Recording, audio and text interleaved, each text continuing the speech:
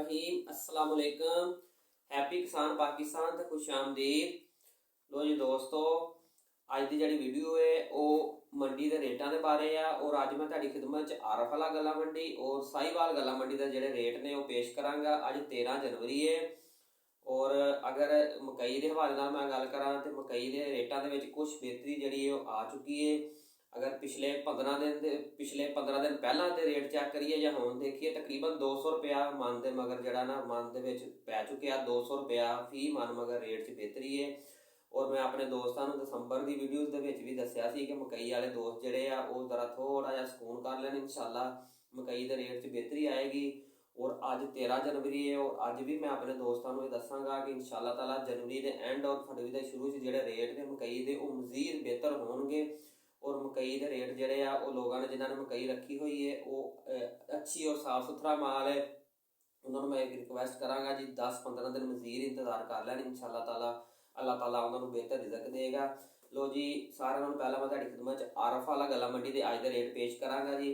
जे चावल कायनात की गल करिए जी 5300 रुपये तो ला के 5700 रुपये तक वह रेट है जी। ज़्यादा ढेरियाँ जड़ियाँ ने 5500 रुपये तक सेल हुई ने। इस तो बाद अगर 1509 की मैं गल करा 5100 रुपये तो ला के 5400 रुपये तक रेट है जी। ज़्यादा ढेरियाँ 5300 रुपये तक सेल हुई जी। इस तो बाद अगर अल खालद की मैं गल करा अल खालद का रेट के भी कुछ बेहतरी है, 4500 रुपये तो ला के 4650 रुपये तक रेट है। हालांकि पिछले दिनों जो रेट 4000 तो ला के 4300 रुपये तक टिकया सी, बहरहाल हुण अल खालद के भी कुछ बेहतरी है।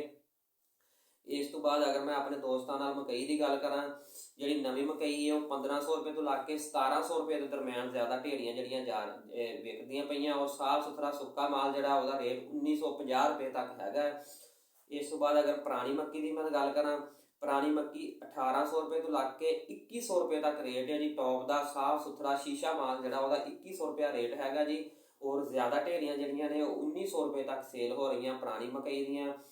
इस तो बाद अगर सरसों की मैं गल करा 5700 रुपये तो ला के 6700 रुपये तक जी वो सरसों की मार्केट हैगी है जी। तिलों की मार्केट 18000 रुपये तो ला के 19500 रुपये तक हैगी है जी। बाजरे की मार्केट जी वो 2600 रुपये है जी। गंदम की मार्केट जी है वो 4650 रुपये तक है जी। और कपास जी है वो आरफ वाला गला मंडी च नहीं आ रही, दूसरिया मंडियां जड़ियाँ कपाह का इलाका है उधर हैगा। अगर कपाह का रेट की गल करिए तकरीबन 5000 रुपये तो ला के 7000 रुपये तक रेट हैगा जो बारों बार जो सौदे हो रहे हैं। तो जी दोस्तों ये आरफ वाला गला मंडी के रेट तुहाडी खिदमत पेश किए हैं जी। इस तो बाद साहिवाल गला मंडी के रेट मैं तुहाडी खिदमत पेश करना जी। अज 13 जनवरी है और अगर चावल 1509 के रेट की गल करिए जी साहिवाल गला मंडी के 5000 रुपये तो ला के 5300 रुपये तक रेट है जी।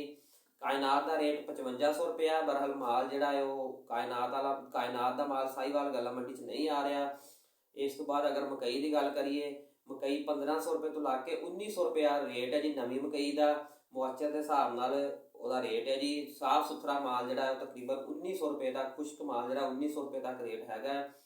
इस तो बाद अगर पुरानी मक्की की गल करिए जी 1700 रुपये तो ला के 2000 रुपया रेट जोड़ा है वो साहिवाल गला मंडी का हैगा जी। साफ सुथरी बहुत सोहना माल जोड़ा वो 2000 रुपये तक सेल होंदा, वैसे 1800-1900 रुपये तक ज़्यादा ढेरियाँ जड़ियाँ ने वो पुरानी मकई दियाँ सेल हो रही हैं। इस तो बाद अगर गंदम की गल करिए गंदम की मार्केट 4700 रुपये तक हैगी जी। और इस तो बाद अगर मैं गुड़ की गल करा साहिवाल गला मंडी के गुड़ के रेटा के कुछ बेहतरी है। 6500 रुपये तो ला के 7800 रुपये तक फी मन जोड़ा गुड़ का रेट वो साहिवाल गला मंडी हैगा जी। पिछले दिनों नालों गुड़ के रेटा कुछ बेहतरी है।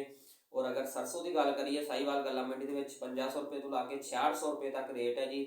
तिलों की मार्केट जी वो 18500 तक है जी। और इस तो बाद अगर बाजरे की मार्केट चेक करिए जी बाजरे की मार्केट जी वो 2650 रुपये तक साहिवाल गला मंडी के हैगी है जी। तो जी दोस्तों आरफ वाला गला मंडी और साहिवाल गला मंडी के जोड़े ताज़ा रेट से वो तुहाडे शेयर किए हैं। और ताज़ा पिछली सूरत हाल और आने वाले दिनों की सूरत हाल जी मकई के खसूसन मकई के हवाले नाल वो तुहाडे नाल मैं शेयर की है जी। अगर वीडियो अच्छी लगे उन्होंने लाइक कर देना, अपने दोस्तों को शेयर कर देना। और मैं रिक्वेस्ट कराँगा जो दोस्तों ने हजे तक हैप्पी किसान पाकिस्तान को सबसक्राइब नहीं किया वो हैप्पी किसान पाकिस्तान को सबसक्राइब कर लो, बैल आइकन दबा लो ताकि मुख्तलिफ फसलों के रेटों के हवाले नाल और मुख्तलिफ फसलों के मसले मसाइल और खसूसन मकई के हवाले नाल वीडियोज़ जड़ियाँ ने हैप्पी किसान पाकिस्तान से अपलोड होंदियां ने वो तुहानूं ਫੌਰੀ ਦੇਖਣ ਨੂੰ ਮਿਲਦੀਆਂ ਰਹਿਣ। ਅੱਲਾ ਹਾਫਿਜ਼।